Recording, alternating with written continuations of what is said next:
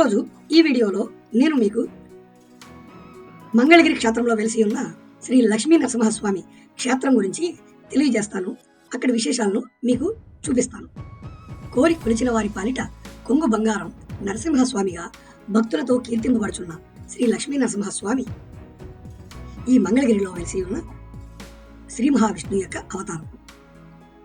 భక్తులు వేడుకున్న వెంటనే కాపాడే దయగల దేవుడు నరసింహస్వామి.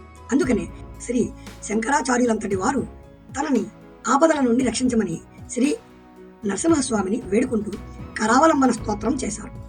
అంతటి దయామయుడైన స్వామి కృష్ణానదీ తీరాన గుంటూరు జిల్లా మంగళగిరిలో వెలిసిన స్వామిని పానకాల నరసింహస్వామిగా భక్తులు పూజిస్తారు. మంగళగిరిలో 3 నరసింహస్వామి ఆలయాలు ఉన్నాయి. కొండ దిగువన ఉన్న శ్రీ లక్ష్మీ నరసింహస్వామి ఆలయం ఒకటి, కొండపైన ఉన్న పానకాల స్వామి ఆలయం, కొండ శిఖరం మీద ఉన్న గండాల నరసింహస్వామి ఆలయం. కొండ దిగువన ఉన్న ఆలయంలో శ్రీ లక్ష్మీ సమేత నరసింహస్వామిని భక్తులు దర్శించుకోగలరు.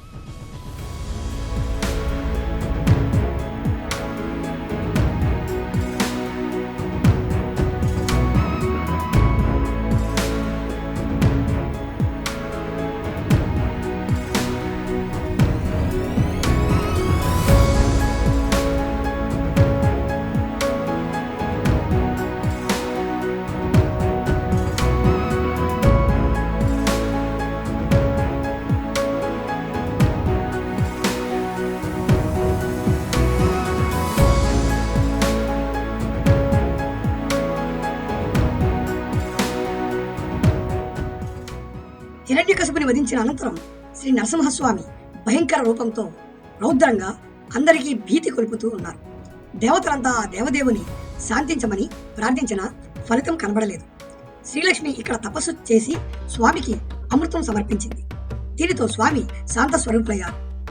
మంగళాద్రిపై కలిసిన పానకాల లక్ష్మీ నరసింహస్వామిగా కలిశారు. స్వామివారికి భక్తులు కృతయుగంలో అమృతాన్ని, త్రేతాయుగంలో ఆవు నెయ్యిని, ద్వాపర యుగంలో ఆవు పాలను సమర్పించారు. కలియుగంలో బెల్లపు పానకాన్ని సమర్పిస్తున్నారు. పానకాల స్వామి ఆలయంలో లోహంతో చేసిన స్వామి ముఖం మాత్రమే తెరిచిన నోటితో దర్శనమిస్తుంది. భక్తులు స్వామికి సమర్పించే పానకాన్ని పూజారి గారు ఇక్కడ స్వామి నోట్లో పోస్తారు. పానకం సగం అవగానే గుటక వేసిన శబ్దం వస్తుంది. ఇంకా పానకం పోయడం ఆపి మిగతాది భక్తులకు ప్రసాదంగా ఇస్తారు. ఈ పానకాన్ని కొండపైన పూజారులే తయారు చేస్తారు. ఇక్కడ ఇంత పానకం దేవుడికి ప్రసాదంగా ఇస్తున్నా ఈ దేవాలయంలో ఒక్క చీమ కూడా కనిపించకపోవడం విశేషం.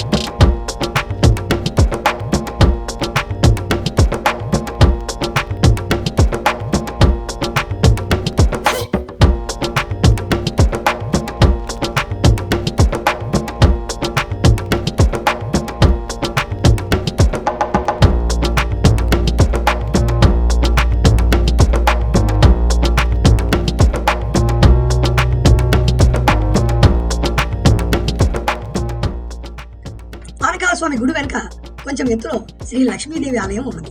దీనికి పక్కగా ఒక సొరంగం ఉంటుంది. దానిలోంచి వెళితే కృష్ణానదీ తీరాన ఉన్న ఉండవల్లి గుహలకు వెళ్ళవచ్చంటారు పూర్వీకులు. ఋషులు ఇదివరకు ఆ మార్గం ద్వారానే పైనుంచి వెళ్లి కృష్ణానదిలో స్నానం చేసి వచ్చి స్వామిని సేవించేవారంటారు.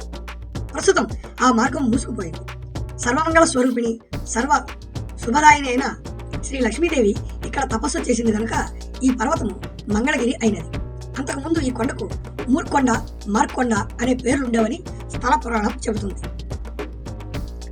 పానకాల స్వామి పానకం తాగడం ఎంత మడుగు నిజమో పరీక్షించడానికి ఆ ప్రాంతంలోని జమీందారు వెంకటాద్రి నాయుడు పరీక్షించాలనుకున్నాడట. తన బావమరిది శక్తి ఉపాసకులు అయిన యార్లగడ్డ అంకినీటితో కలిసి కొండపై స్వామివారి తెరిచి ఉన్న నోట్లోకి తన కుడి చేతిని పోనిచ్చారట. చెయ్యి కొంత దూరం వెళ్ళగానే నములుతున్నట్లు విపరీతమైన బాధ కలిగిందట. అంకినీడు గారికి తేళ్లు పాములు కరిచినంత బాధ కలిగిందట. వెంకటాద్రి నాయుడు చెయ్యి బయటికి తీయగా చెయ్యి రక్తమాంసములు లేక శల్యావశిష్టంగా ఉండడం చూసి విస్మయం చెందారట. జన్మ సార్థకమైందని ఆయన ఆలయ గోపురం నిర్మింపజేశారట. కొండ శిఖరాన ఉన్న గండాల నరసింహస్వామి చిన్న మందిరంలో విగ్రహం ఉండదు. తీరని ఆపదలు వచ్చిన భక్తులు తమ గండాలు గడిచిపోతే అక్కడ నేతితో గాని నూనెతో గాని దీపం పెడతామని మొక్కుకుని గండం గడిచిపోగానే మొక్కుకున్న విధంగా అక్కడ దీపారాధన చేసి వస్తారు. కొండ కింద ఉన్న శ్రీ లక్ష్మీ నరసింహస్వామిని మెట్ల మార్గంలో ఉన్న బ్రహ్మరాంబ మల్లికార్జున స్వామి ఆలయంలో మూర్తులను ద్వాపర యుగంలో పాండవులు ప్రతిష్ఠించారని స్థల పురాణం ద్వారా తెలుస్తుంది.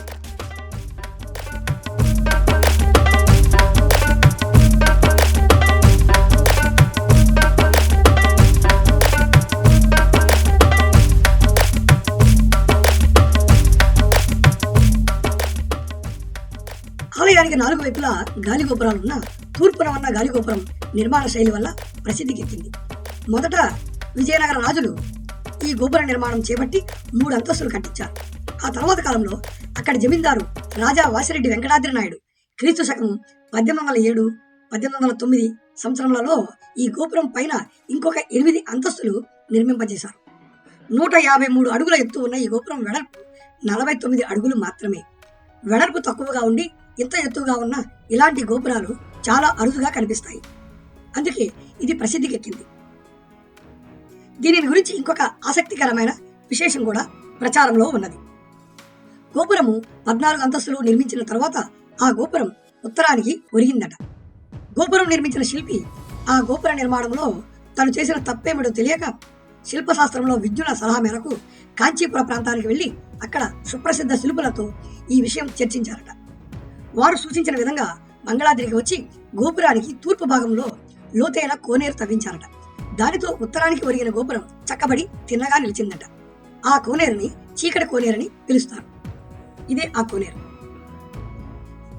ఆలయంలో జరిగే ఉత్సవాల గురించి తెలుసుకుందాం. పాల్గొన మాసంలో 14 రోజుల పాటు జరిగే బ్రహ్మోత్సవాలు ఇక్కడ ముఖ్యమైనవి. శాంత నరసింహస్వామికి శ్రీదేవి భూదేవులకు కళ్యాణం జరుగుతుంది. మర్నాడు పౌర్ణమి రోజున రథోత్సవం నిర్వహిస్తారు. స్వామి దేవేరులతో సహా ఊరేగే ఈ పెద్ద రథం లాగడానికి భక్తులు పోటీ పడతారు. కనీసం ఆ రథం తాళ్లు తాకిరా పుణ్యమేనని భావిస్తారు. ఆ సమయంలో ఇక్కడ జరిగే తిరునాళ్లు కూడా ప్రసిద్ధికెక్కినవి. ఆలయానికి విజయవాడ, గుంటూరు ద్వారా మంగళగిరికి చేరుకోవచ్చు. విజయవాడకు దాదాపు 16 కిలోమీటర్ల దూరంలో ఉన్న మంగళగిరి చేరుకోవడానికి రైలు, రోడ్డు మార్గాలు ఉన్నాయి. కొండపైన పానకాల స్వామి ఆలయానికి మెట్ల మార్గమే కాక ఆటోలలో కూడా చేరుకోవచ్చు. ఇవ్వండి మంగళగిరిలో వెలిసి ఉన్న శ్రీ లక్ష్మీ నరసింహస్వామి, శ్రీ పానకాల స్వామి, శ్రీ గండాల నరసింహస్వామి క్షేత్రాల యొక్క విశేషాలు. వీలైతే ఈసారి మంగళగిరి దర్శించి స్వామివారిని దర్శించి ఆయన కృపా కటాక్షాలకు పాత్రులు కండి. అంతవరకు మా వీడియో చూసి ఆ అనుభూతులను పొందండి. ధన్యవాదాలు. ఇట్లు రామకృష్ణ దూగు.